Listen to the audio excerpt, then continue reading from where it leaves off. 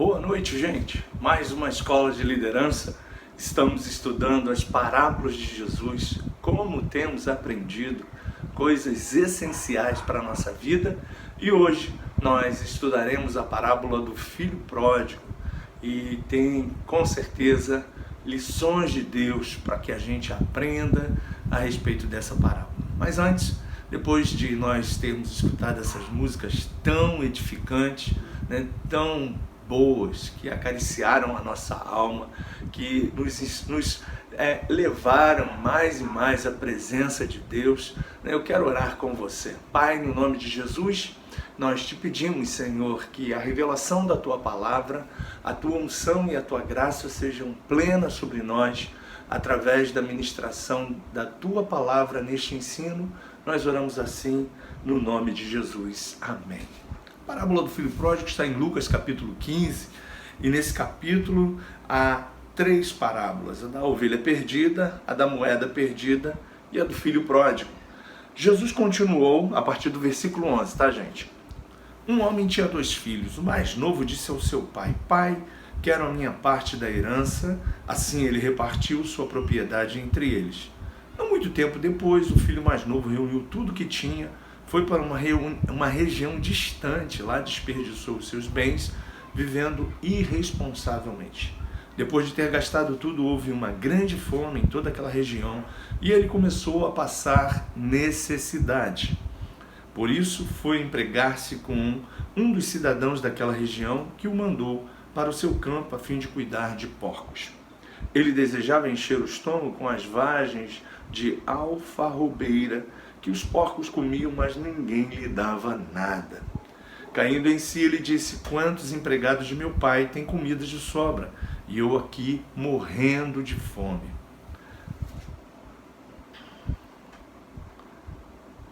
Eu me porei a caminho e voltarei para meu pai, e lhe direi: Pai, pequei contra o céu e contra ti, não sou mais digno de ser chamado teu filho. Trata-me como um dos teus empregados. A seguir levantou-se e foi para seu pai. Estando ainda longe, seu pai o viu e, cheio de compaixão, correu para seu filho, o abraçou e o beijou. Aleluia! O filho lhe disse: Pai, pequei contra o céu e contra ti, não sou mais digno de ser chamado teu filho. Mas o pai disse aos seus servos: Depressa, tragam a melhor roupa e vistam nele, coloquem um anel em seu dedo e calçados em seus pés. Tragam um novilho gordo e matem-o. Vamos fazer uma festa e alegrar-nos, pois este meu filho estava morto e voltou à vida. Estava perdido e foi achado. E começaram a festejar o seu regresso. Enquanto isso, o filho mais velho estava no campo. Quando se aproximou da casa, ouviu a música e a dança. Então chamou um dos servos e perguntou o que estava acontecendo. Este lhe respondeu: Seu irmão voltou, e seu pai matou um novilho gordo, porque o recebeu de volta são e salvo. O filho mais velho encheu-se de ira e não quis entrar. Então seu pai saiu e insistiu com ele. Mas ele respondeu ao seu pai: Olha, todos esses anos tenho trabalhado como um escravo ao teu serviço e nunca desobedeci às tuas ordens. Mas tu nunca me deste um cabrito para eu festejar com os meus amigos.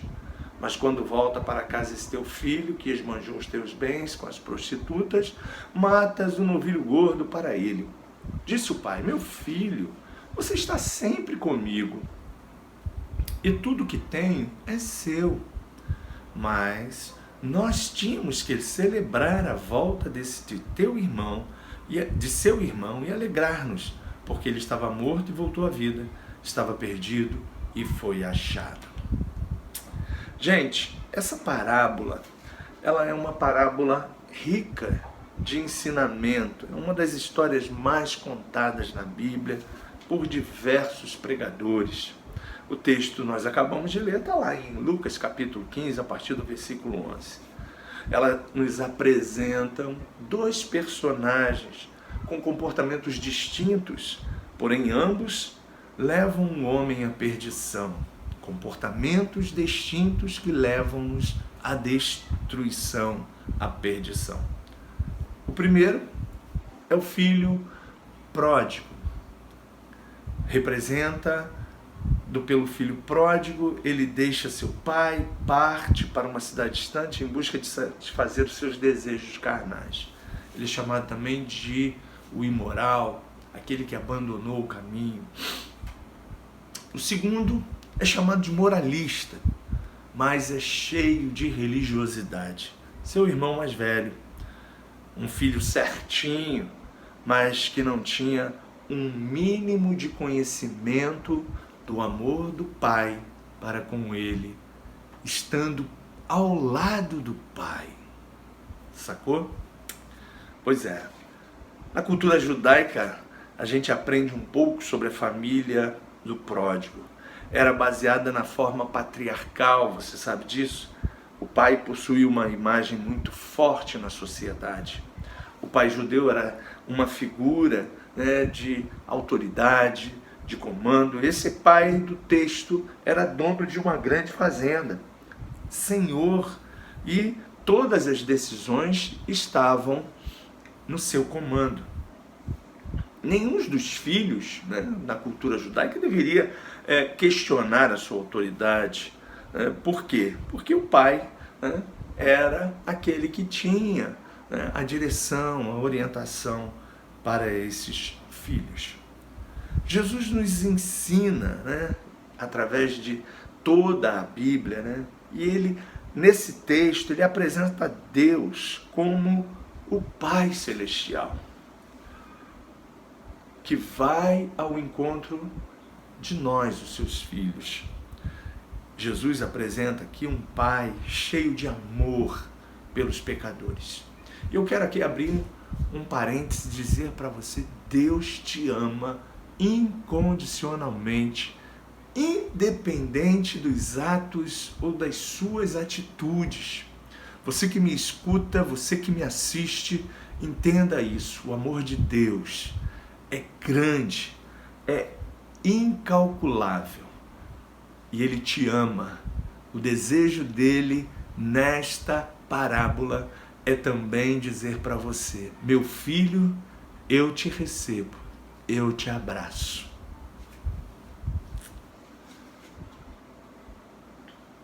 Observando o capítulo 15, então, de Lucas, nós vemos algumas coisas interessantes, né? As características do filho pródigo. O filho pródigo apresenta um rompante, né? Uma autodeterminação, que quer ser o dono da sua vida, embora ainda muito jovem, dono do seu destino, e quer o poder de decidir, de fazer as coisas da sua forma, da maneira que lhe agrada, como lhe convier, e decidiu sair da casa do pai.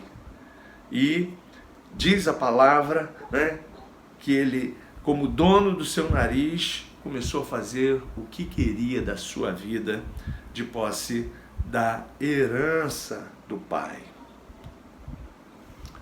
Infelizmente, muita gente tem essa mesma postura ainda hoje, sabe, gente? Esse tipo rompante.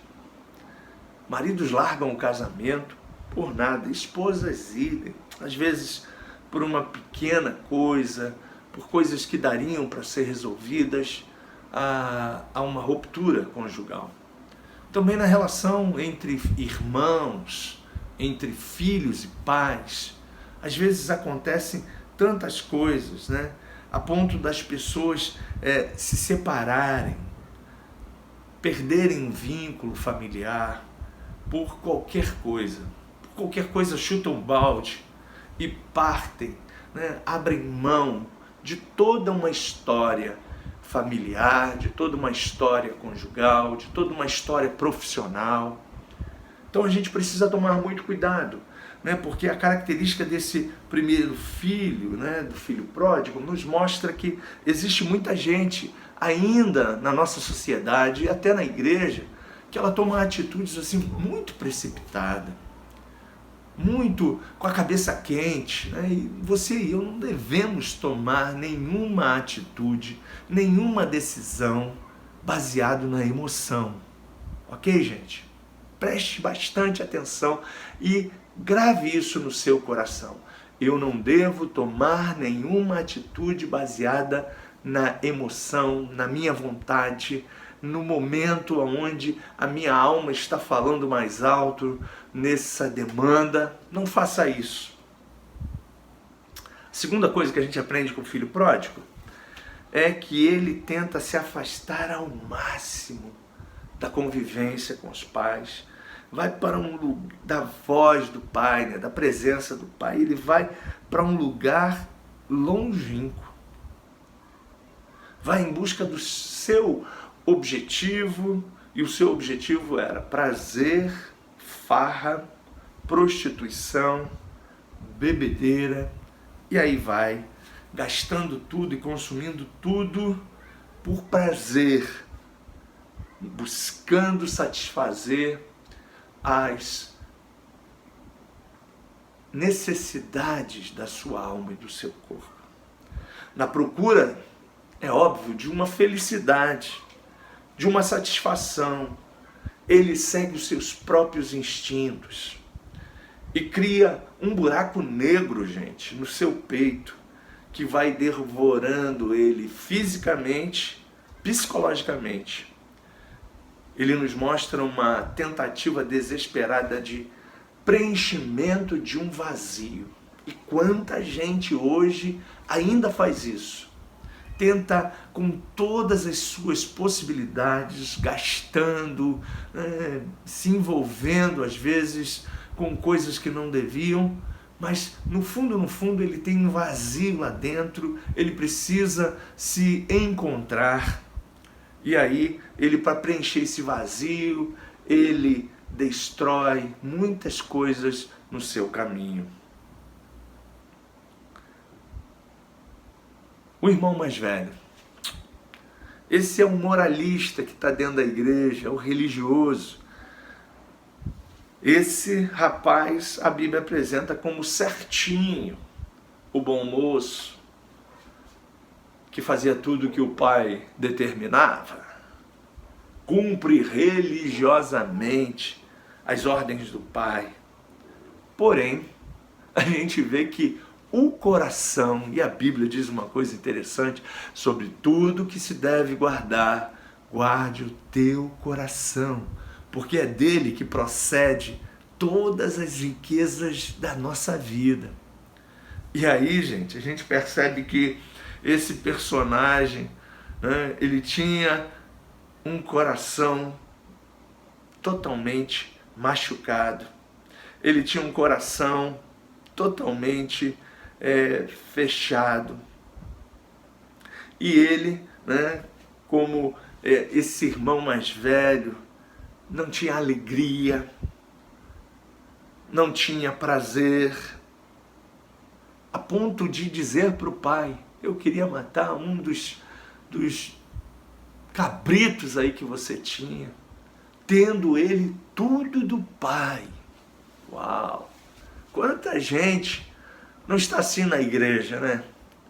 Tem tudo que o pai conquistou na cruz, mas ele não tem alegria, não tem prazer, serve a Deus por medo e não por amor. Gente, ainda tem gente que serve a Deus por medo, e eu quero dizer para você, olha, a religiosidade destrói a vida de alguém que conheceu Jesus.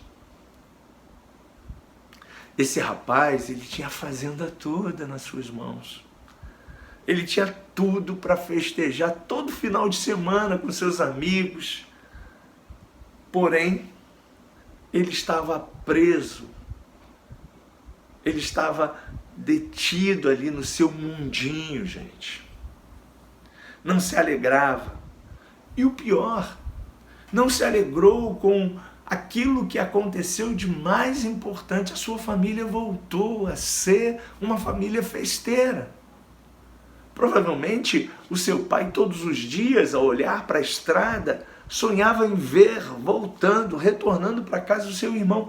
E lá um belo dia isso acontece e esse cara, ao invés de ficar hiper feliz,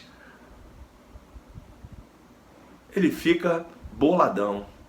E como tem gente assim, né? Esse irmão mais velho, ao invés de ficar feliz com a prosperidade do outro, com a aquisição do outro, com o sucesso do outro, com o crescimento do outro na igreja, ele fica para baixo, ele fica murmurando, ele fica reclamando, ele fica dizendo coisas sem nexo, quando na verdade ele deveria estar alegre, porque as coisas estão acontecendo.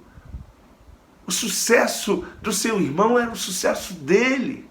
A conquista e a alegria do seu pai era a alegria dele. Era uma família que estava sendo restaurada. Gente. Mas ele não conseguiu ver nada disso, porque os seus olhos eram pequenos. A sua visão era míope. Ao invés dele ter uma visão frontal, ele tinha uma visão totalmente míope. Ao invés de ter uma visão de águia, ele tinha uma visão de galinha, para baixo. E a gente precisa aprender com esses dois personagens, gente.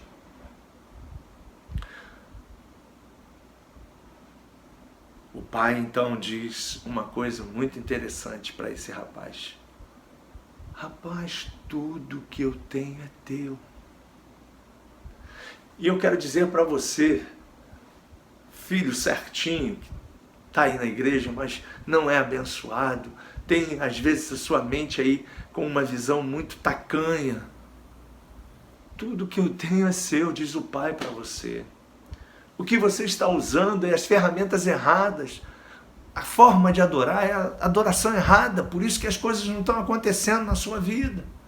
Mas o pai nesta noite, ele diz para você, olha, eu te amo, tudo que eu tenho é teu. Pare de ter uma visão muito pequena. Veja com os olhos do amor. Veja com os olhos da graça. Veja com os olhos do meu amor por você. O meu amor, ele é incondicional. O pai está dizendo isso pra gente.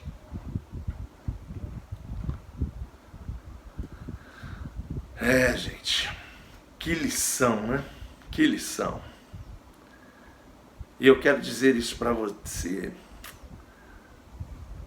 É fundamental a gente aprender com esses dois amigos, né? Esses dois filhos.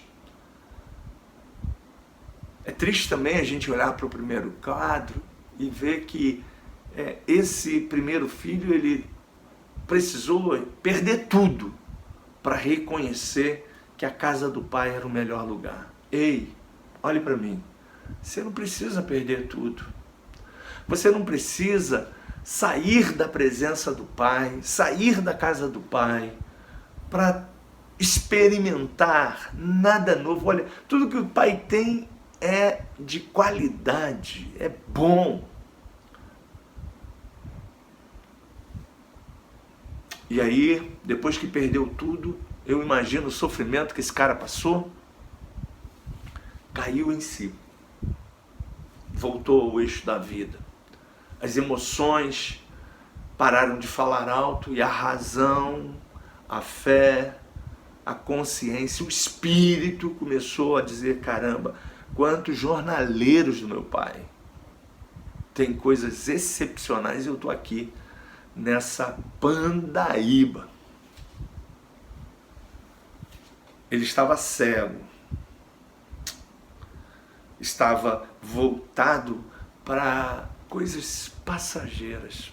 E eu quero dizer para você que talvez esteja aí pensando em abandonar o caminho do Pai. Nada substitui o Pai. Nada. O Pai, ele nos completa. E é fundamental você entender isso. É fundamental você aprender isso. O pai vai sempre também ser misericordioso. Ele é um pai de amor. O desejo dele é oferecer perdão para a gente todos os dias. E o mais interessante,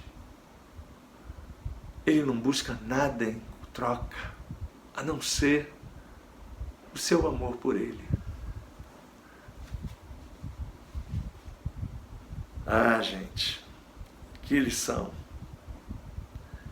O irmão mais velho também apresenta, né, uma necessidade de salvação dentro da igreja.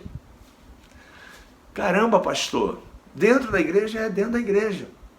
Porque esse cara estava dentro da igreja, tinha um tempo lá, nunca se desviou, mas na verdade ele não tinha tido um encontro com o pai.